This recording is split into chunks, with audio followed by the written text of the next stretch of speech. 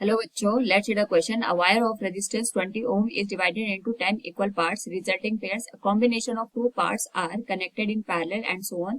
Now resulting pairs of parallel combination are connected in series. The equivalent resistance of final combination is dash ohm.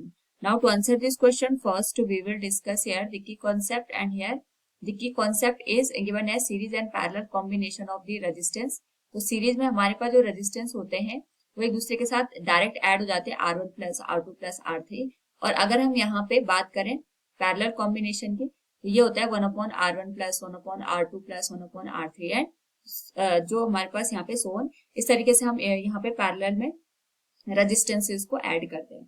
तो साथ में हमें ये भी ध्यान रखना है कि जब हम रेजिस्टेंस को इक्वल पार्ट में कट करते हैं तो हमारे पास जो लेंथ के करस्पॉन्डिंग रेजिस्टेंस की वैल्यू है वो भी उसी रेशियो में चेंज हो जाती है. जैसे यहाँ पे हमारे पास दे रखा है एक वायर है जिसका रेजिस्टेंस 20 ओम है, हमने इसको 10 इक्वल पार्ट में डिवाइड किया है.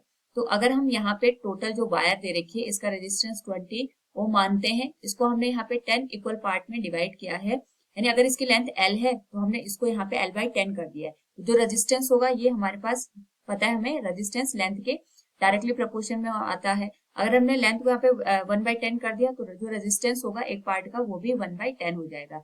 तो अगर हम देखें तो एक पार्ट का जो रेजिस्टेंस होगा that will be given as, इसको हम स्मॉल r से इंडिकेट कर लेते हैं, 20/10 इट विल बिकम 2 ओम. यानी एक रेजिस्टेंस का जो यहाँ पे वैल्यू आएगा वो 2 ओम आएगा. अब हमने यहाँ पे इनके पेयर बना दिए, यानी 10 इक्वल पार्ट के, तो एक रेजिस्टेंस ये आएगा, दूसरा रेजिस्टेंस हमारे पास ये आएगा. फिर इस तरीके से हमने यहाँ पे इनकी पेयरिंग की. नेक्स्ट जो रेजिस्टेंस है वो इस तरीके से हमारे पास यहाँ पे कनेक्ट होंगे. तो 1 2 3 4, फिर नेक्स्ट हमारे पास ये आएगा 5, this will become 6, this will become 7, this will become 8 and this will become 9 and this will become 10. तो यहाँ पे पहले हम इन दोनों का इक्विवेलेंट देखेंगे. इन दोनों का इक्विवेलेंट बनेगा जो रेजिस्टेंस, इसको R डैश से इंडिकेट कर लेते हैं क्योंकि पैरेलल में है, तो ये बनेगा 2 into 2 divided by 2 plus 2, 2 to the 4 divided by 4, R dash की वैल्यू आ जाएगी 1 ओम. इसी तरीके से ये भी 1 ओम बनेगा, ये भी 1 ओम बनेगा.